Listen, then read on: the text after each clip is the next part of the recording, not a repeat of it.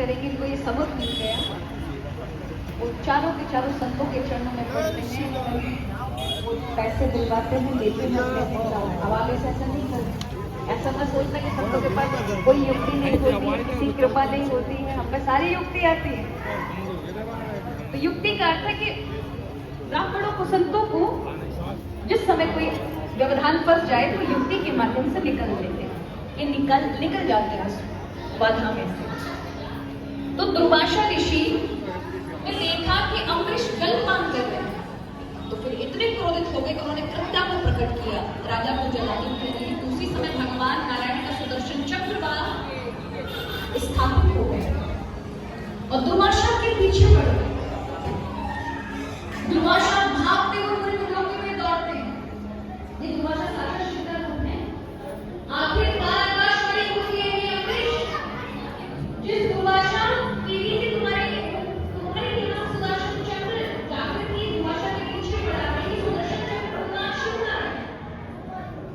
भगवान शिव का दिया हुआ अमोघ अस्त्र है, भगवान शिव के चरण से उत्पन्न हुआ है।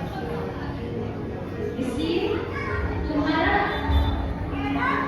पूजा व्रत देखो कि कभी सफल होगी जब तुम इसे शांत करके इसके प्रकोप से दुर्वासा को छुड़ाएगी, क्योंकि ये दुर्वासा साक्षात शिव है। ये तो लीला के लिए तुम्हारे नींद का परिचय लेने के लिए तुम्हें लीला रचाई। उस समय अम्बरीश राजा ने सुदर्शन चक्र से प्रार्थना की है। तब यहाँ दुर्वासा ऋषि वो मारने के लिए सुदर्शन चक्र था, वो विश्राम लेगा। इसी तरह की कथा आती है भगवान श्री राम की नियम की परीक्षा लेने के लिए दुर्वासा ऋषि आते हैं, क्योंकि भगवान 36,000 वर्ष तक राज्य करते हैं। भगवान श्री राम धर्म की मर्यादा की स्थापना नहीं कर रहे हैं। हम क्या अपने सारे धाम कर रहे हैं, योग नहीं करते, ना तो भाइयों से कोई जानना चाहता है, ना कोई और जानना चाहती है। तो भगवान के पास एक यम आ गए भगवान श्री राम के पास और कहते हैं कि मैं आपके साथ वार्ता करना चाहता हूँ, बातचीत करना चाहता हूँ, इस बीच में कोई प्रवेश नहीं करना चाहिए।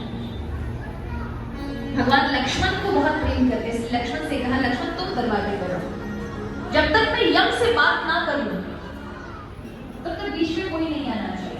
अगर कोई आया तो उसे मृत्युदंड मिलेगा। यहाँ भगवान श्री राम यम से बातचीत कर रहे थे, तभी दुर्वासा ऋषि को भगवान ने ये जिम्मेदारी सौंपी कि तुम जाइए और महान क्रोधी शिव के अंश दुर्वासा ऋषि आते हैं अयोध्या में और लक्ष्मण से कहते हैं हट जाओ मार्ग से। लक्ष्मण जी कहते हैं नहीं प्रभु, नहीं जा सकते हैं, बिल्कुल मृत्युदंड मिलेगा।